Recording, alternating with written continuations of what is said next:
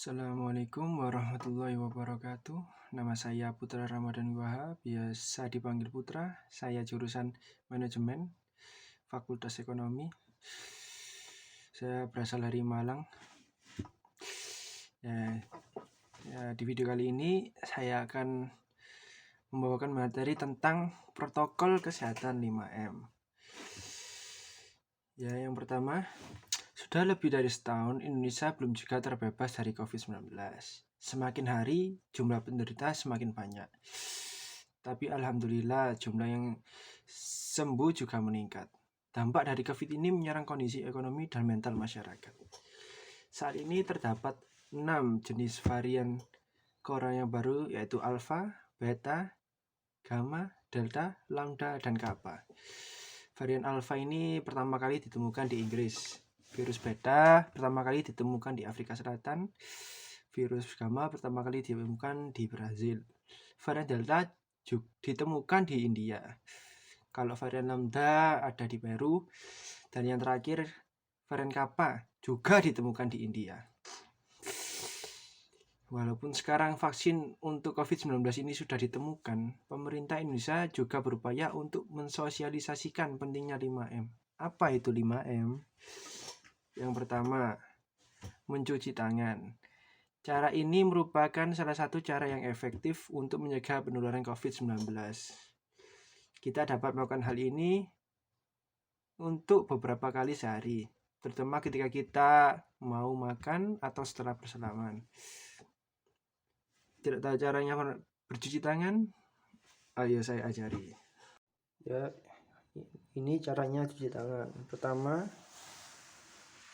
buka keran, kemudian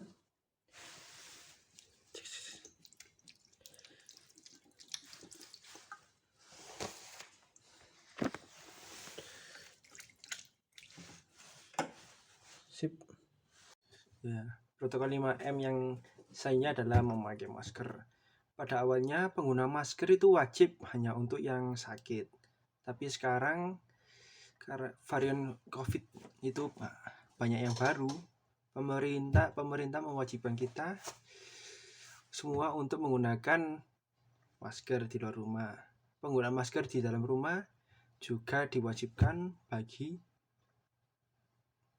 keluarganya ada yang mengidap COVID. Jadi yang ketiga, menjauhi kerumunan. Ini sangat perlu dilakukan karena COVID ini menular. Ketika kita keluar rumah, usahakan kita menjauhi kerumunan. Keluar rumah boleh, asal jangan berkerumun, karena berkerumun bahaya. Bisa-bisa kita tertular.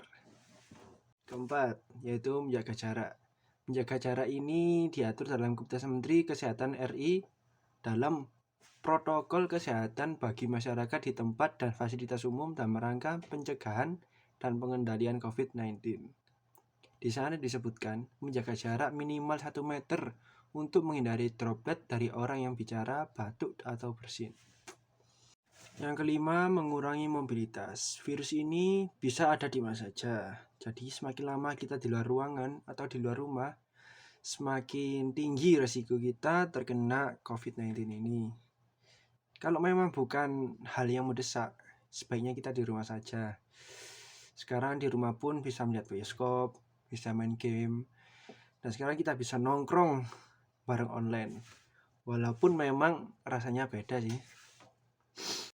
Ya, alhamdulillah vaksin untuk COVID-19 vaksin untuk COVID ini sudah ditemukan. Penemunya itu bernama Zhou Zhendong. Alhamdulillah vaksin untuk COVID ini sudah ditemukan. Penemunya bernama Zhou Zhendong. Tapi sayang, COVID belum usai. Si penemu sudah meninggal terlebih dahulu. Selama 200 hari, beliau dan teman-teman dengan timnya berusaha mengembangkan vaksin. Maka dari itu, sebagai ungkapan terima kasih kita terhadap Zhou Zhendong, kita hanya cukup mau saja untuk disuntik vaksin. Mengapa kita perlu vaksin? Karena Indonesia sudah terlanjur terkena wabah.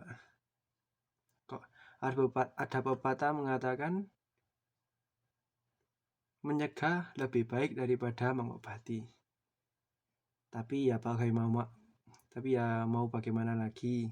Ini merupakan wabah terparah yang pernah Indonesia hadapi. Pemerintah sudah berupaya untuk mengurangi jumlah penyebaran COVID dengan berbagai cara.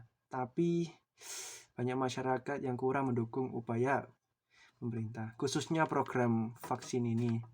Memang kenapa sih kita harus vaksin?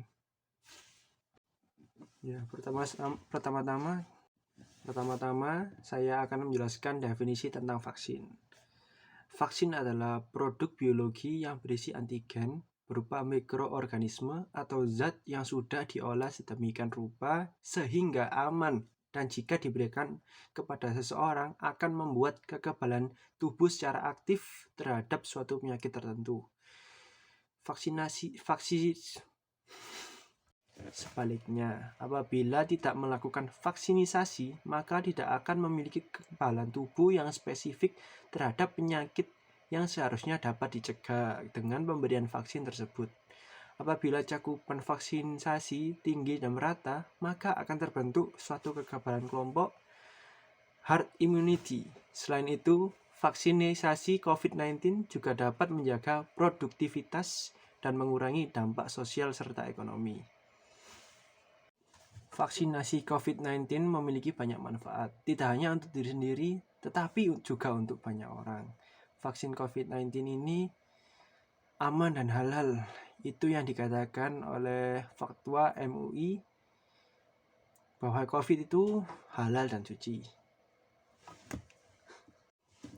Vaksinasi COVID-19 memiliki banyak manfaat, tidak hanya untuk diri sendiri, namun juga untuk orang lain. Menurut MUI, vaksin ini sudah aman dan halal.